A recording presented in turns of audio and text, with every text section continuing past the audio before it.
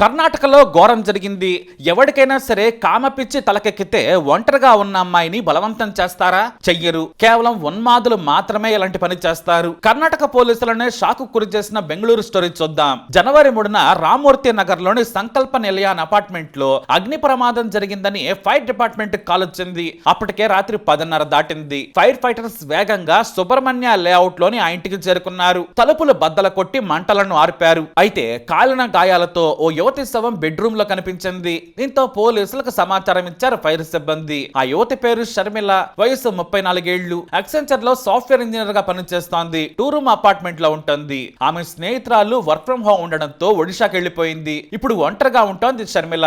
అయితే షర్మిల అగ్ని ప్రమాదం కారణంగా ఊపిరాడక మరణించిందనుకున్నారు. ఇంటి యజమాని కూడా ఎలాంటి అనుమానం వ్యక్తం చేయలేదు. దీంతో పోలీసులు కూడా అగ్ని ప్రమాద మరణంగా భావించారు. అదే విషయాన్ని ఆమె తల్లిదండ్రులకు కూడా చెప్పారు. పోస్ట్ మార్టం రిపోర్ట్ వస్తే పూర్తి వివరాలు తెలుస్తాయన్నారు. షర్మిల మృతదేహాన్ని స్వాధీనం చేసుకున్నారు. పోస్ట్ మార్టం కోసం విక్టోరియా ఆసుపత్రికి తరలించారు. ఇక పోలీసులు ఈ కేసును మొదట అసహజ మరణంగా నమోదు చేశారు. ప్రాథమిక దర్యాప్తులో హత్యకు సంబంధించిన ఆధారాలు లభించలేదు. దీంతో ఈ కేసును క్లోజ్ చేయాలనే నిర్ధారణకు వచ్చేశారు. కానీ పోస్ట్ మార్టంలో సంచలన విషయం బయటపడింది. ఆమెకు అగ్ని ప్రమాదంలో గాయాలైన మాట వాస్తవమే, కానీ ఆమెను ఊపిరాడకుండా నొక్కి చంపారు. పెనుగులాట జరిగిన ఆనవాళ్లు శరీరంపై ఉన్నాయని డాక్టర్లు రిపోర్ట్ ఇచ్చారు. దీంతో పోలీసులకు అనుమానం మొదలైంది. కానీ హంతకుడు ఎవరో ఏంటో పోలీసులకేమీ అర్థం కాలేదు. అయితే ఈ లోపే మరో ఘటన జరిగింది. షర్మిల మరణించిన 3 రోజుల తర్వాత ఆమె మొబైల్ ఫోన్ ఆన్ అవ్వడంతో పోలీసులకి అనుమానం కలిగింది. ఇక వెంటనే పోలీసులు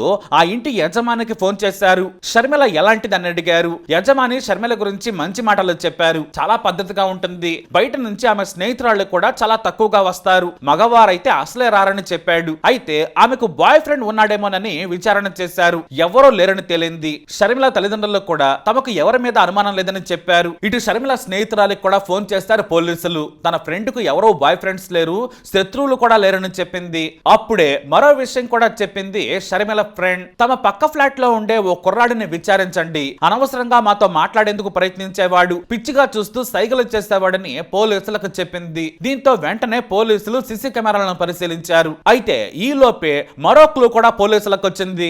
షర్మిల ఫోన్ ఆన్ కావడంతో ఆ లొకేషన్ ని ట్రేస్ చేశారు. పరిశీలించగా అది షర్మిల ఫ్లాట్ కు పక్కనే ఉన్న ఇంటిని చూపించింది. వెంటనే పోలీసులు రంగంలోకి దిగారు. హత్య జరిగే ముందు అనుమానాస్పదంగా అపార్ట్మెంట్ లో తిరుగుతూ కనిపించాడు ఒక కుర్రాడు. మెయిన్ డోర్ నుంచి వెళ్ళినట్లు కనిపించలేదు. ఆ కుర్రాడి పేరు కర్నల్ కుర్రాయ్. ఇంటర్ సెకండ్ ఇయర్ చదువుతున్నాడు. అతను తన తల్లితో కలిసి పక్క ఫ్లాట్ లోనే ఉంటున్నాడు. ఇతనిది కోడుకు జిల్లాలోని విరాజ్పేట, మృతురాలిది మంగళూరు. అసలు ఇద్దరికి రిలేషనే లేదు. అయితే అతని తల్లి అప్పుడప్పుడు షర్మిల ఆమె స్నేహితులతో మాట్లాడేది. ఆ టైంలో కర్నల్ బిహేవియర్ మాత్రం విచిత్రంగా ఉండేది. కురాయ్ కూడా అప్పుడప్పుడు వీరితో మాట్లాడుతూ ఉండేవాడు. షర్మిలతో పరిచయం ఉండేది. తనతో స్నేహంగా ఉండడంతో తనను ప్రేమిస్తున్నట్లు కురాయ్ భావించాడు. షర్మిలను లైన్ లో పెట్టాలని సైట్ కొట్టేవాడు. కాకపోతే వారికంటే చాలా చిన్న కుర్రాడు కురాయ్. తమ్ముడిలా చూసేవారు షర్మిల ఆమె ఫ్రెండ్. కానీ వాడి మనసులో వేరే ఉద్దేశం ఉంది. ఇదే విషయాన్ని షర్మిల స్నేహితురాలు పోలీసులకు చెప్పింది. అయితే కర్నల్ హత్యకు ముందు ఆ ఇంట్లోకి వెళ్ళినట్లు ఆధారాలు లేవు. బయటకు వచ్చినట్టు కూడా లేదు. ఇక ఫైర్ ఫైటర్స్ వచ్చేటప్పటికి లోపల నుంచి గడియ పెట్టుంది.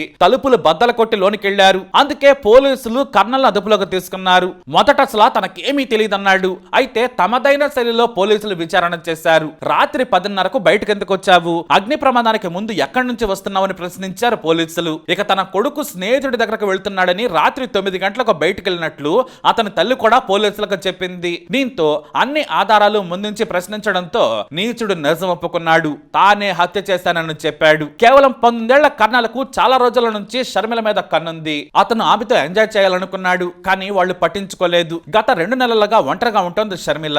అప్పుడప్పుడు ఏదో వంకతో మాట్లాడేవాడు. అయితే తాను అడిగితే శృంగార కోరికలు తీరుస్తుందనుకున్నాడు. చాలా రోజులుగా మనసులో ఆలోచన ఉంది. ఇక జనవరి 3వ తేదీన ఫోన్ లో బూత్ వీడియోలు చూశాడు. అదే ఉన్మాదంలో షర్మిలను అనుభవించాలనుకున్నాడు. రాత్రి 9 గంటల సమయంలో ఎవ్వరూ ఉండరు. సీసీ కెమెరాలు కూడా లేని తాను దొరకని విధంగా ప్లాన్ చేసుకున్నాడు. తన ఇంటి పక్క నుంచి వెనుక వైపు చిన్న గల్లీ ఉంది. అక్కడ ఓ స్లైడ్ డోర్ ఉంటుంది. లోపల నుంచి లాక్ చేయకపోతే సులభంగా వెళ్లిపోవచ్చు. ఆ రోజు రాత్రి వెనుక నుంచి కిటికీ గుండా ఇంట్లోకి చొరపడ్డాడు కర్నల్. అప్పటికి షర్మిల బెడ్ మీద తన ల్యాప్టాప్ లో ఏదో పని చేసుకుంటూ ఉంది. కర్నల్ ను చూసి ఆమె షాక్ అయింది. ఇంట్లోకి ఎలా వచ్చావని నిలదీసింది. బయటకు వెళ్లమని సీరియస్ గా చెప్పింది. ఆమె తలుపు తీసేందుకు మెయిన్ డోర్ వైపు వెళుతుండగా గట్టిగా పట్టుకున్నాడు. ఒక్కసారి నా కోరిక తీర్చు, మనం ఎంజాయ్ చేద్దాం. ఈసారికి కోఆపరేట్ చేస్తే జీవితంలో నిన్ను ఏమీ అడగను, నువ్వంటే నాకు ఇష్టం, పెళ్లి చేసుకుంటానని పిచ్చి పిచ్చిగా మాట్లాడటంతో కురాయ్ మీద చేయి చేసుకుంది. గట్టిగా అరిచింది కూడా. అయినా కూడా భయపడలేదు కర్నల్ కురాయ్. ఆ తర్వాత ఆమె మీద అత్యాచారం చేయబోయాడు. కానీ షర్మిల ప్రతిఘటించింది. అత్యాచారానికి కుదరలేదు.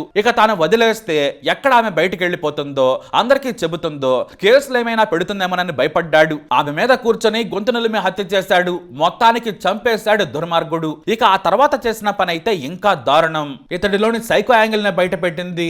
హత్య చేసిన తర్వాత షర్మిల బట్టలను తొలగించాడు. ఆమెను నగ్నంగా చూసి తృప్తి పొందాడు నీచుడు. ఆ వెంటనే షర్మిల ఫోన్ స్విచ్ ఆఫ్ చేసి తన జేబులో వేసుకున్నాడు. బెడ్రూమ్ లోనే దిండుకు నిప్పంటించాడు. బెడ్ మీదనే షర్మిల మృతదేహం ఉంది. మెల్లిగా పలుపుకు మంటలు అంటుకుని షర్మిల మృతదేహం కూడా కాలిపోయింది. ఇక వచ్చిన దారి గుండా మళ్ళీ బయటకు వెళ్లిపోయాడు. కిందికి వెళ్లి బయట కాసేపు గడిపాడు. ఇంతలో ఇంటి యజమాని ఫైర్ స్టేషన్ కు కాల్ చేశాడు. జనం కూడా గొమ్మికొట్టంతో తెలివిగా వారిలో కలిసిపోయి డ్రామాలాడాడు. తన తల్లితో కలిసిపోయి నువ్వు బాగానే ఉన్నావా అమ్మా అంటూ ఆమెను కూడా బయటకు తీసుకొచ్చాడు కర్నల్ కురాయ్. కానీ హత్య బయటపడింది. కేవలం తనకు మూడొచ్చిందని వెంటనే శృంగార కోరికలు తీర్చాలని షర్మిలను ఒత్తిడి చేశాడు. ఆమె ఒప్పుకోలేదు. ఆమెపై అత్యాచారానికి ప్రయత్నించాడు. ప్రతిఘటించడంతో హత్య చేశాడు. ఎంత చిన్న వయసులో ఎంత ఉన్మాదం ఏంటనేది పోలీసులకు కూడా అంత చెక్కలేదు. కామాన్ని అణుచుకోకపోతే నేరాలకు పాల్పడతారు. చివరకు జీవితాంతం జైల్లో గడపాల్సిన పరిస్థితి ఏర్పడుతుంది. అంటే జీవితం నాశనమైనట్టే. తన పని తాను చేసుకుంటున్నా కూడా ఈ రోజుల్లో మనుషులు వచ్చి చంపేలా తయారయ్యారు. ఇక భద్రత ఎక్కడ? ఇంట్లో ఉన్న రక్షణ లేదంటే మన సమాజం ఎటు వెళుతుంది? ఇప్పుడు జైల్లో చెప్పకూడదు తింటున్నాడు కర్నల్. కామన్ లోని క్షణికావేశం ఒకరి మరణానికి కారణమైంది. తన మీద ఎన్నో ఆశలు పెట్టుకున్న తల్లి తన కొడుకు చేసిన నీచపు పనికి తలదించుకోవాల్సిన పరిస్థితి వచ్చింది. ఒంటరిగా ఉండి జాబ్ చేస్తూ ఎంతో కష్టపడుతోంది షర్మిల.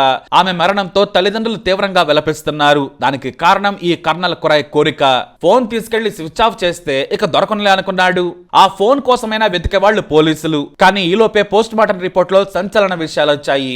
అప్పటికి 3 రోజులు దాటింది. పోస్ట్ మార్టం రిపోర్ట్ కోసం పోలీసులు వెయిట్ చేయక ఫోన్ కోసం వెతుకుంటే ఖచ్చితంగా ఆ తెల్లార దొరికేసేవాడు. కానీ పోలీసులు ఇది అసహజ మరణం అనుకున్నారు. ఫోన్ కోసం వెతకడానికి ప్రయత్నించలేదు. ఆలస్యంగానైనా హంతకుడు దొరికాడు. మరి దీనిపై మీరేమంటారు? మీ అభిప్రాయాన్ని కమెంట్ ద్వారా తెలియజేయండి. ఈ వీడియో అప్డేట్స్ కోసం మై ఛానల్ ఫాలో అవ్వండి. తప్పకుండా సబ్స్క్రైబ్ చేసుకోండి.